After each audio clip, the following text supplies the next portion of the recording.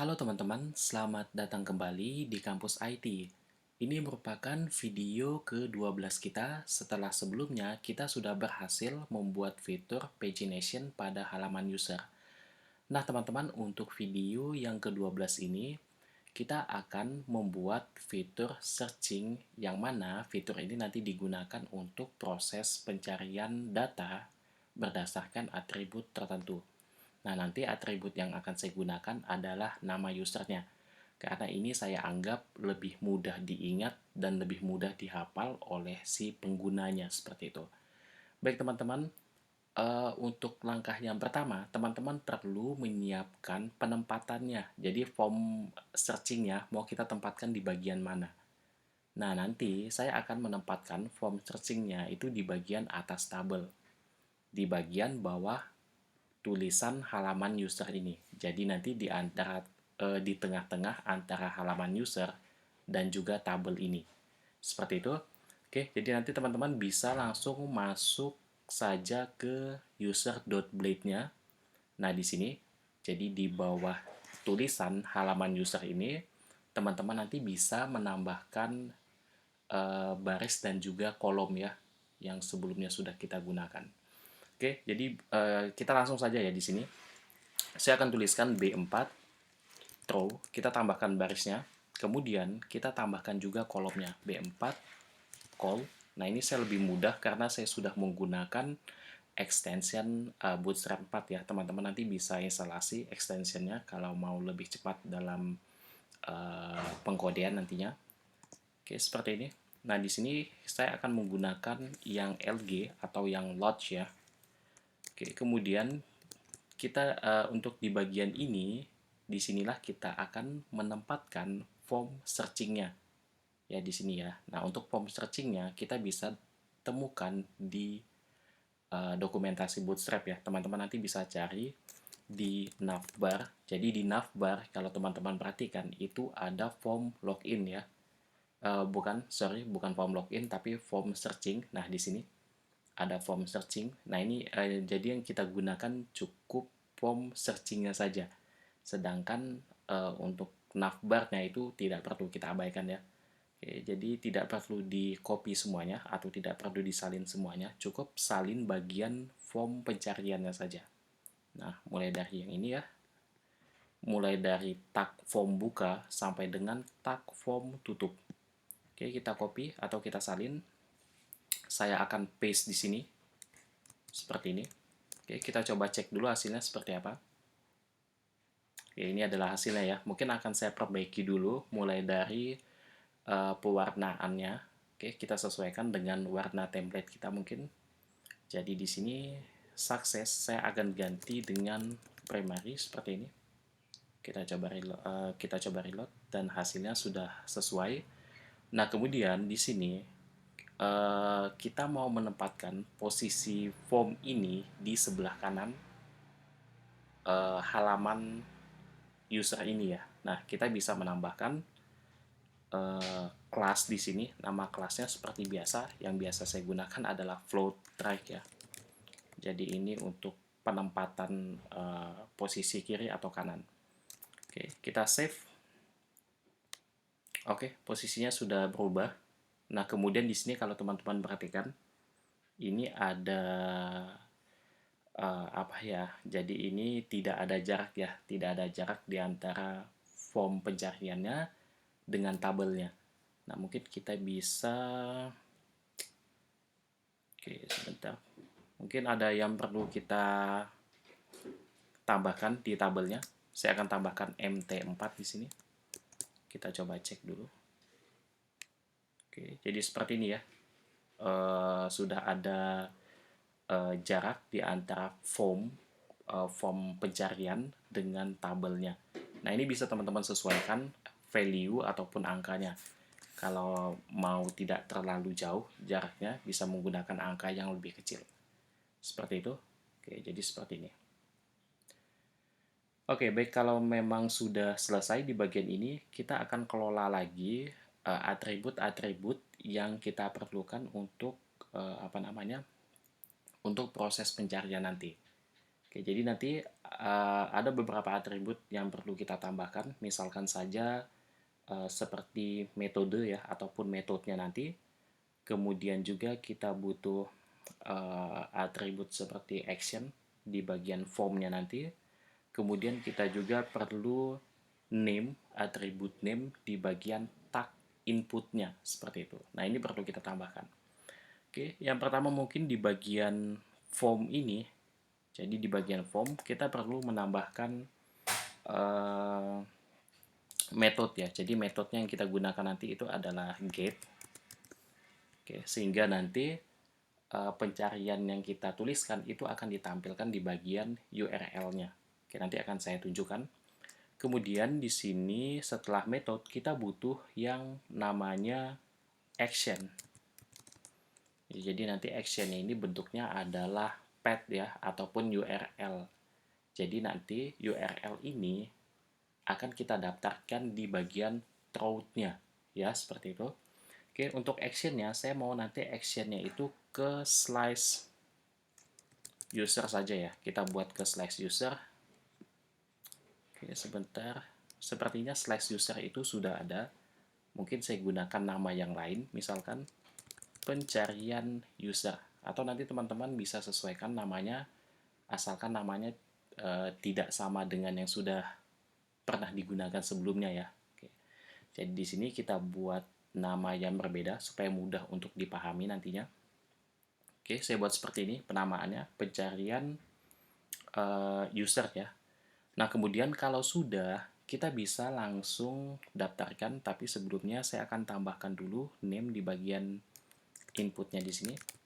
Oke, jadi nanti name ini merupakan representasi dari sebuah variabel ya. Jadi misalkan kalau teman-teman menuliskan value di sini, misalkan L, nah nilai L ataupun value L ini itu ditampung oleh variabel yang kita tuliskan di dalam atribut name ini. Nah, misalkan di sini cari misalkan, atau yang lain ya.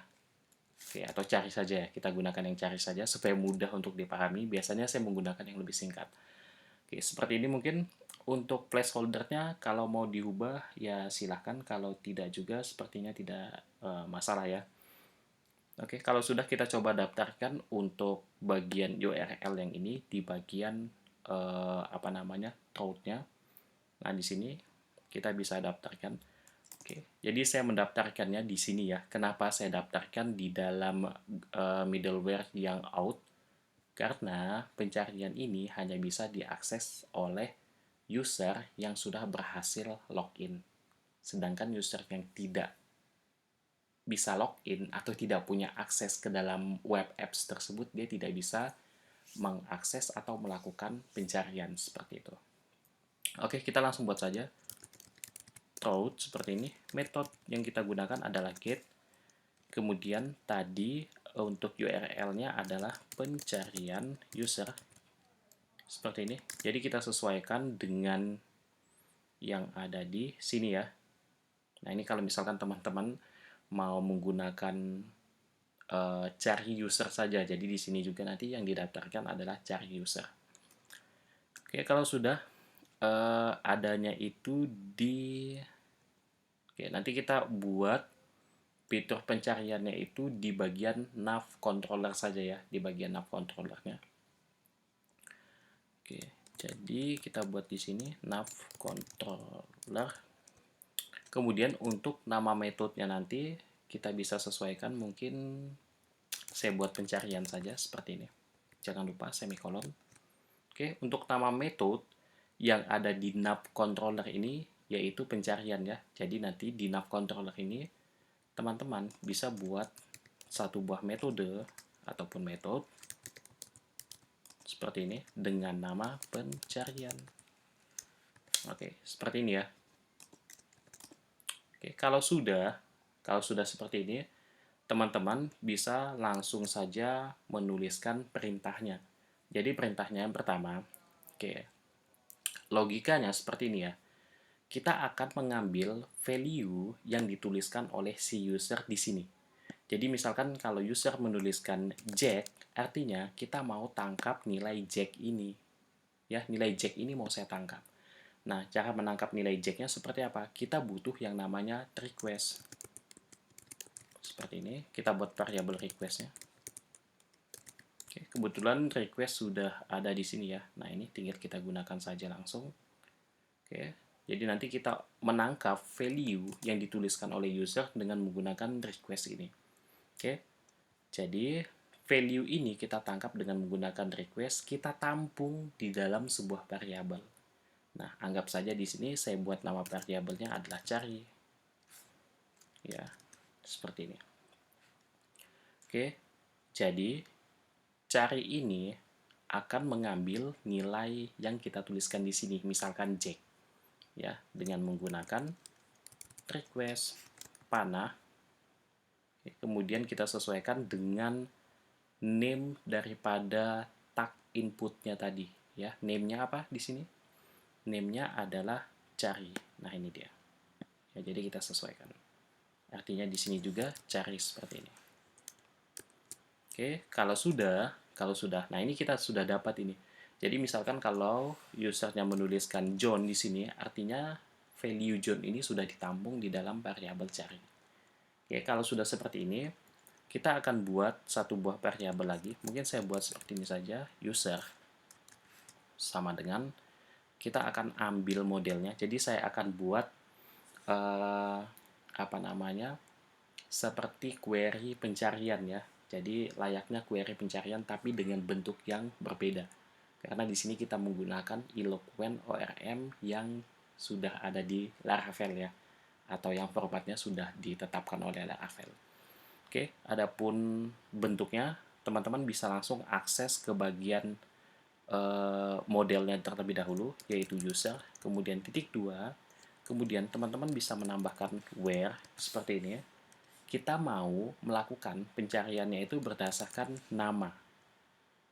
Ya, jadi kita mau melakukan pencariannya itu berdasarkan nama usernya. Oke. Kemudian, kalau teman-teman ingat, query pencarian itu ada kata kunci yang namanya like. Nah, kemudian di sini saya akan buat seperti ini. Jadi, ada persen. Kemudian di sini kita buat lagi persen. Nah, kemudian di sini yang kita tuliskan di sini adalah variabel cari ini, atau variabel yang menampung value yang dituliskan oleh si user di kolom pencarian ini. Oke, seperti itu ya. Oke, jangan lupa semikolonnya.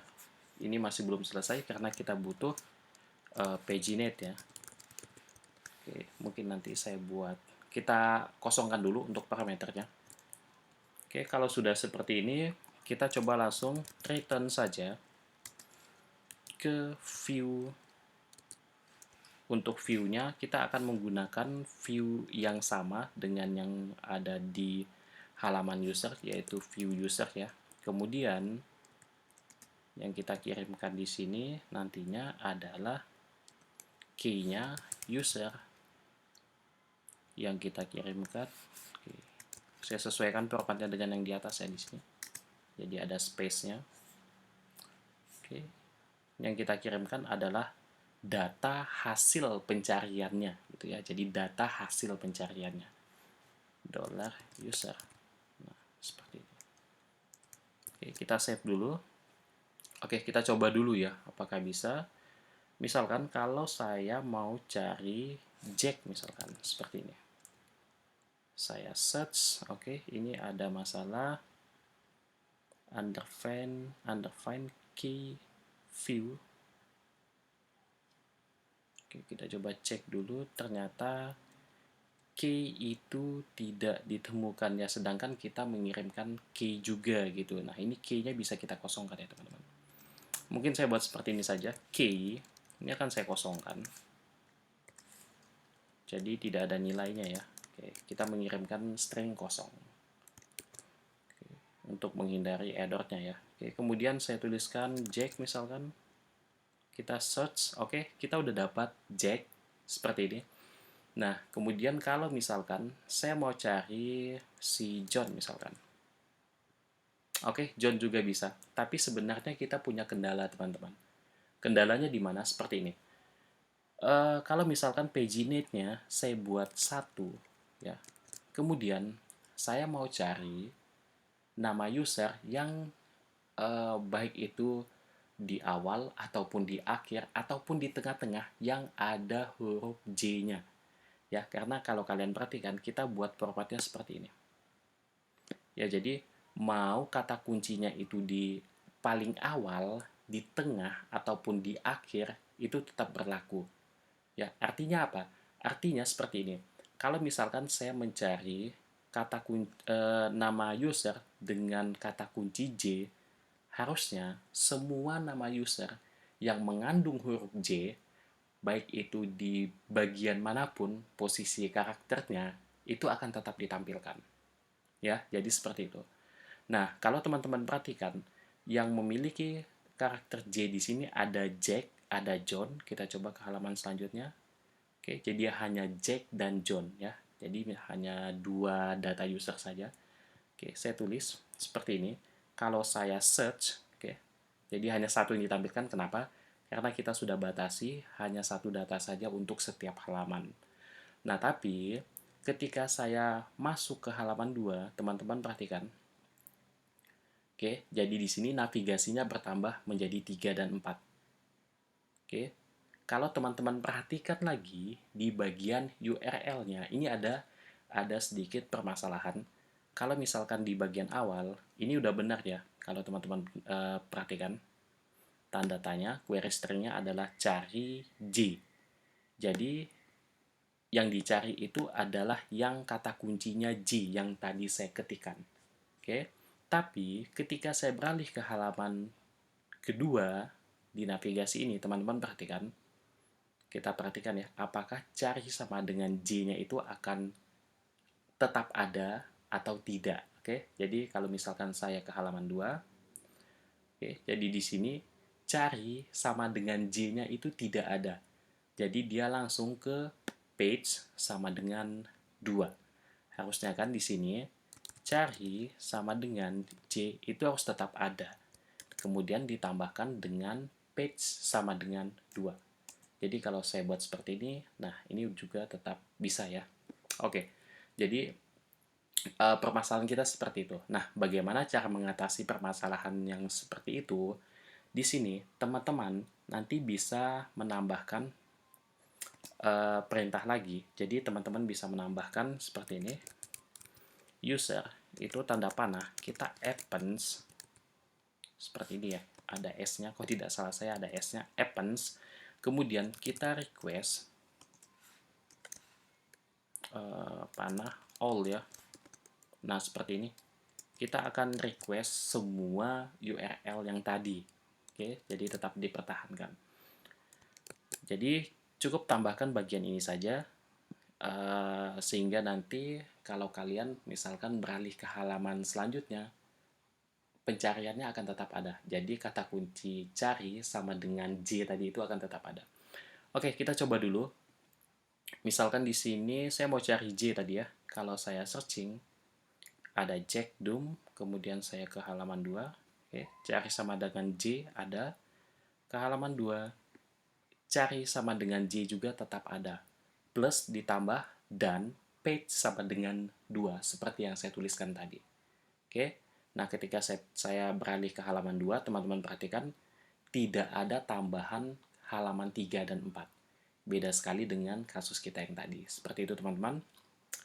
Oke, jadi ini adalah permasalahan yang mungkin bisa secara sadar kita ketahui, bisa juga tidak kita ketahui. Namun teman-teman cukup berhati-hati dengan permasalahan yang ditimbulkan setiap kalian menambahkan fitur tertentu seperti itu. Baik teman-teman, untuk video yang ke-12 ini saya cukupkan sampai di sini dulu. Untuk video selanjutnya silahkan dinantikan. Mungkin hanya ini yang bisa saya sampaikan. Cukup sampai di sini dan sampai bertemu kembali di video berikutnya. Terima kasih.